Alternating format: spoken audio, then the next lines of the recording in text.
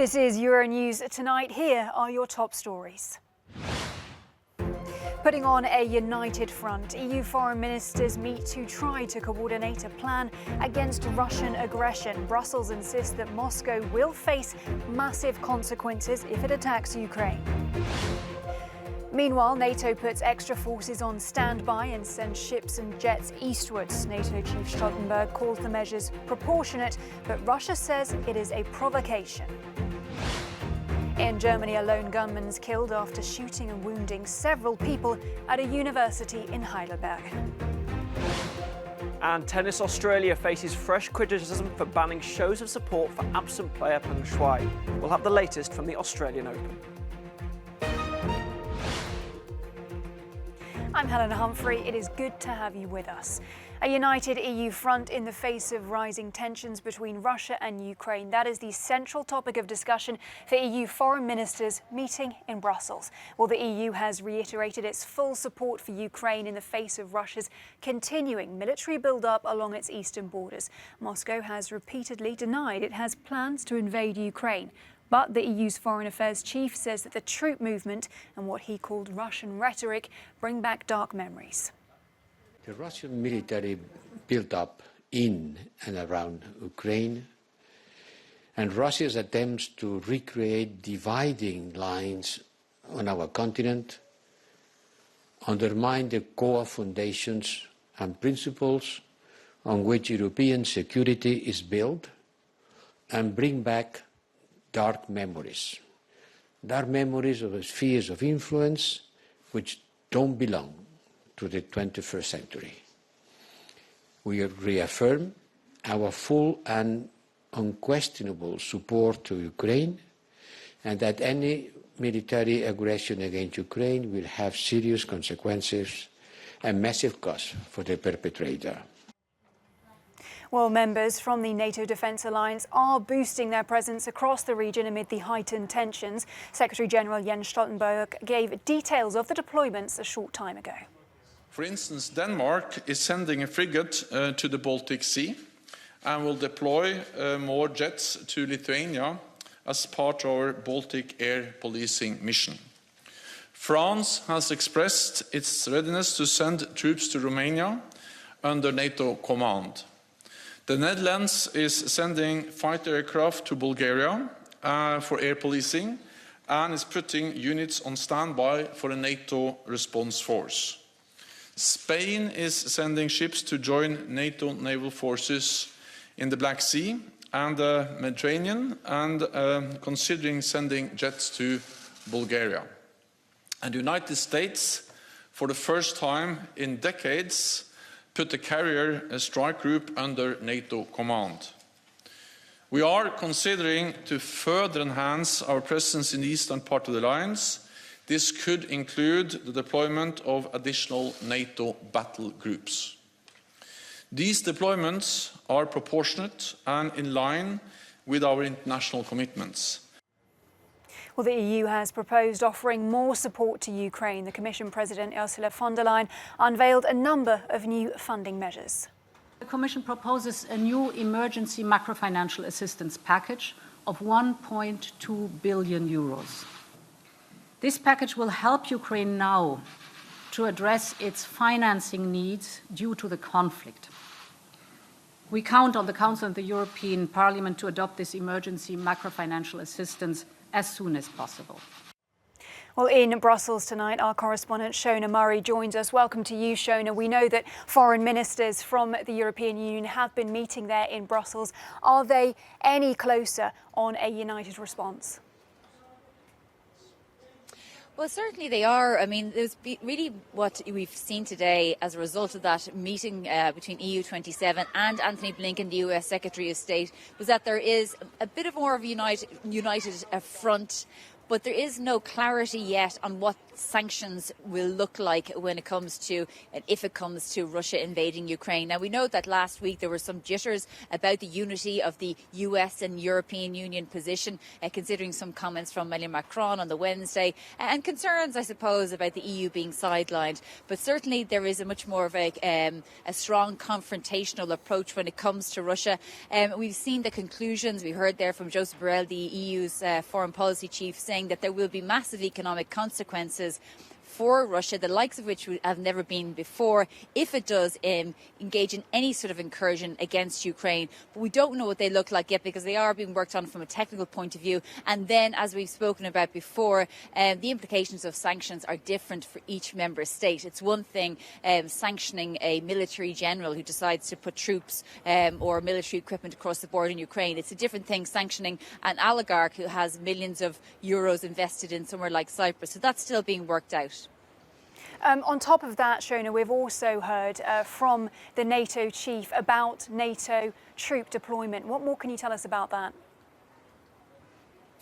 That's right, and we heard from Jens Stoltenberg, the head of NATO, who gave a press conference just a short while ago, who talked about, for the first time, for example, in decades, the US giving a carrier and strike group under NATO control. Other countries like Denmark, France, considering to sending troops to Romania.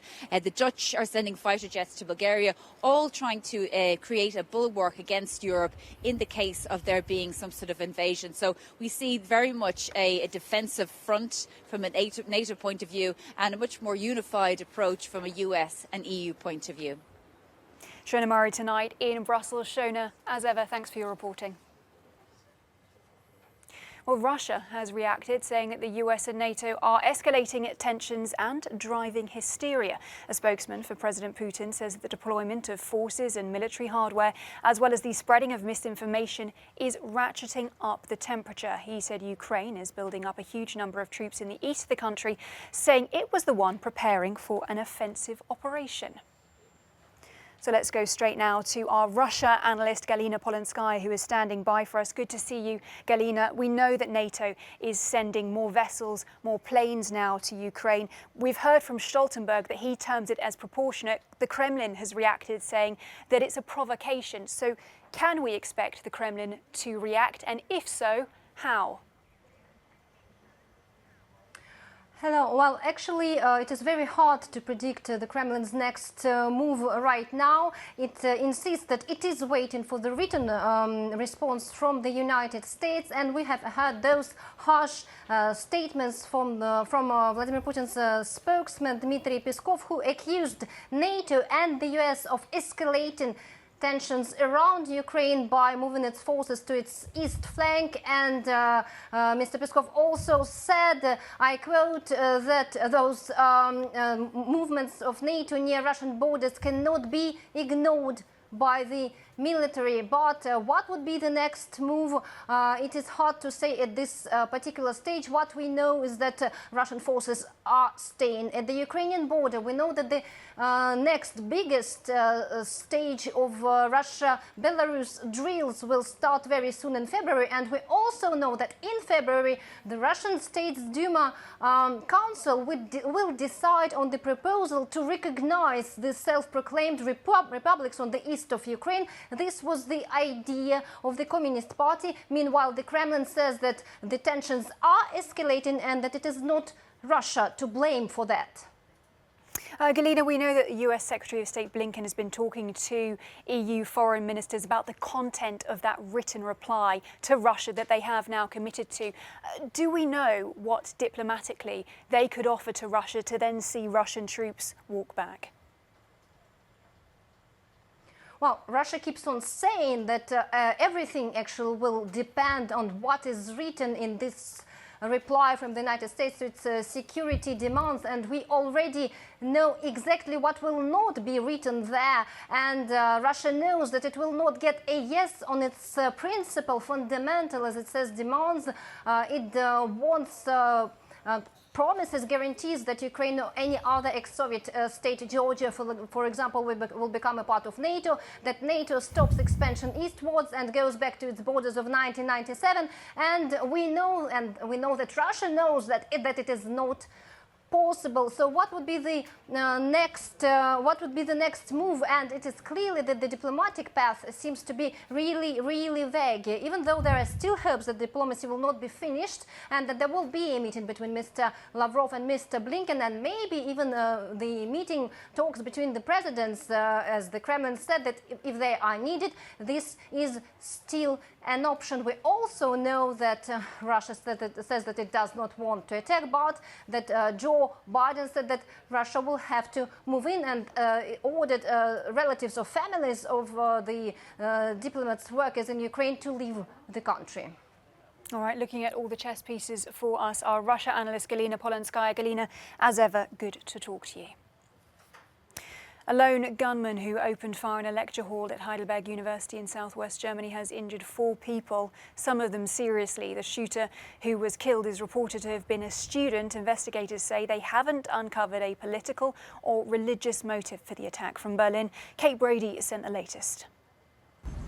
Authorities here in Germany have now confirmed that 1 person has been killed and another 3 injured earlier today after a gunman opened fire in a lecture theatre at the University of Heidelberg in southwestern Germany.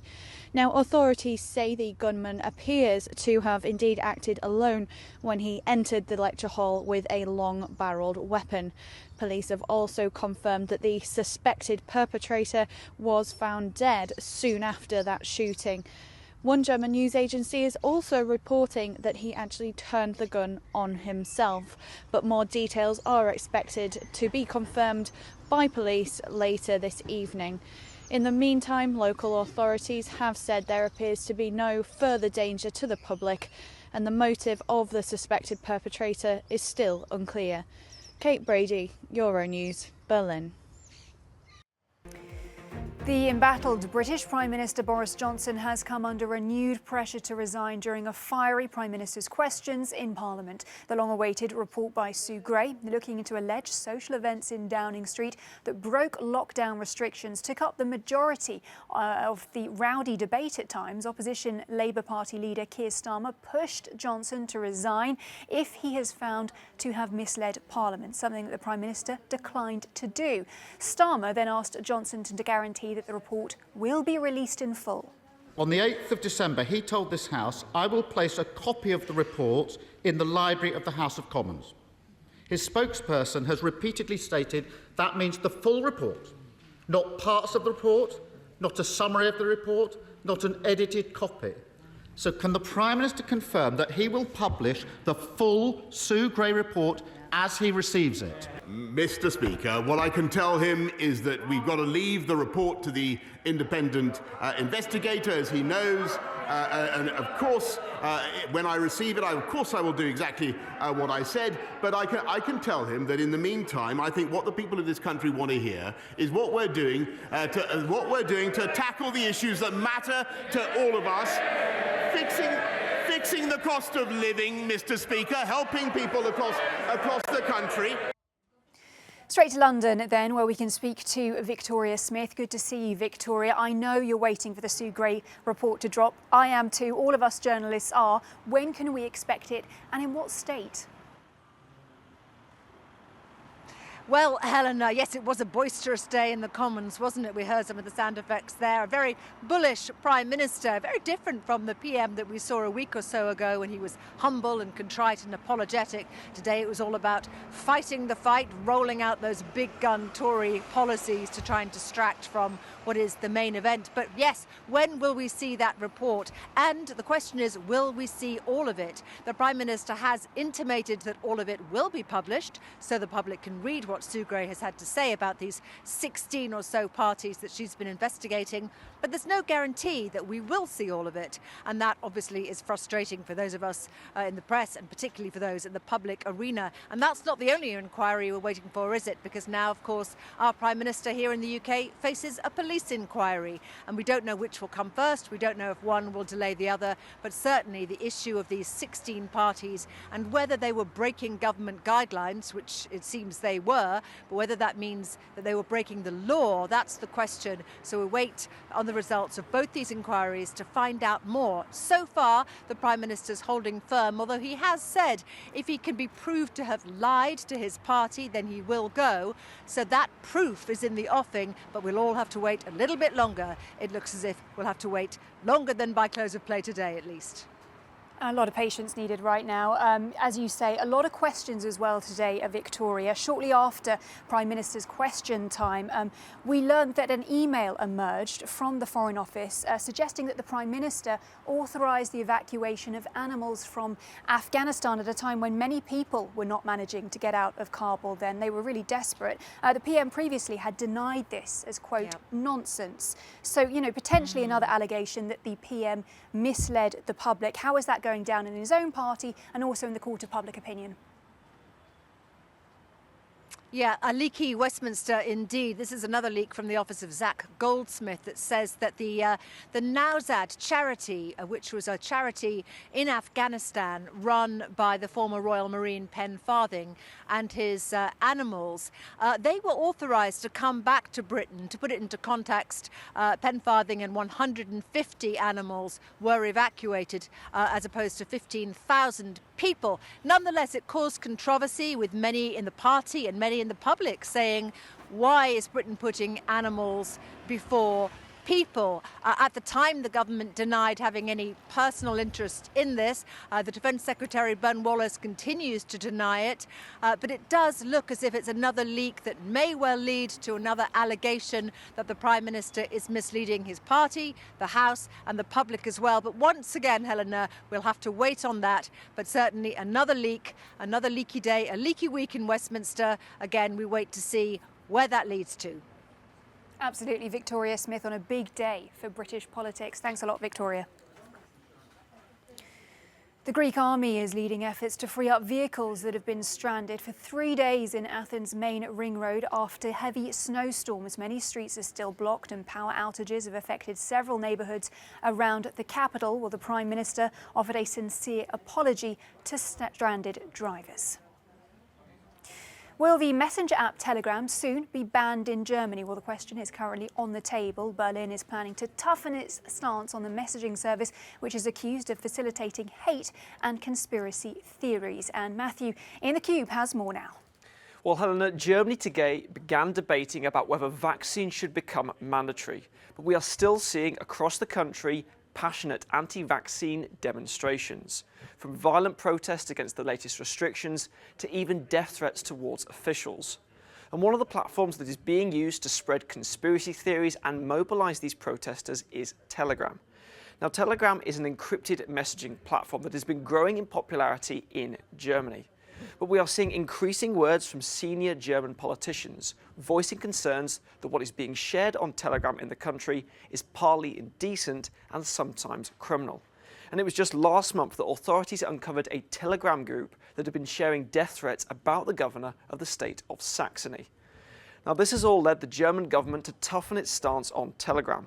This month, the new Interior Minister, Nancy Faeser, has said that by Easter, plans will be in place to force Telegram not just firstly to identify those people who are sending death threats, but also to remove it under German law.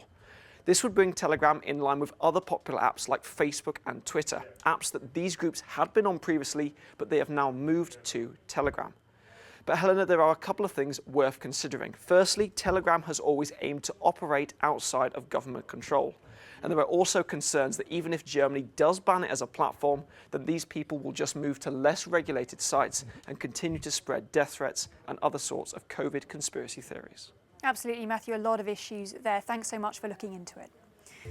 Scientists in Hungary claim that rising temperatures caused by climate change are making the country's frozen lakes unsafe. In past winters, Lake Balaton was enjoyed by ice skaters and walkers alike, but locals fear this could be a thing of the past. Heather Donald has more. Lake Balaton in Hungary, Central Europe's largest, is frozen. Despite days of strong winds easing, the cold has remained and a relatively even surface of ice has formed. But there's only 4 to 5 centimetres. Strong winds can easily break it up, and it's not safe to walk on. Many, like Akos Horvath, now believe the days of skating on the lake are well and truly over. I remember that during the winter from 1984 to 85, for example, we measured 42 centimetres of ice. In comparison, the thickest ice in recent times was in January 2017, when only 22 centimetres formed on Lake Balaton, and it was safe to walk on. Ice on the lake has become a rarity. For scientists like Akos, this is down to the milder winters caused by climate change. According to him, there are no extended periods of cold here anymore. So it's uncertain whether future generations will ever enjoy ice on the lake.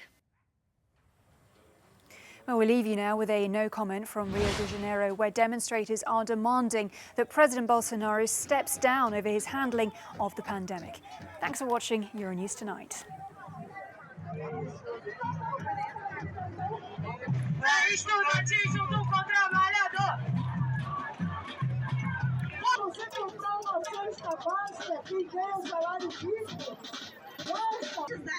Mais de 800 serviços pelo... Transporte público não é mercadoria. A nossa luta é todo dia. Transporte público unificou. Estudantes juntos, trabalhadores. A forma não são vãos, são abismos. Eu quero lembrar da Joana.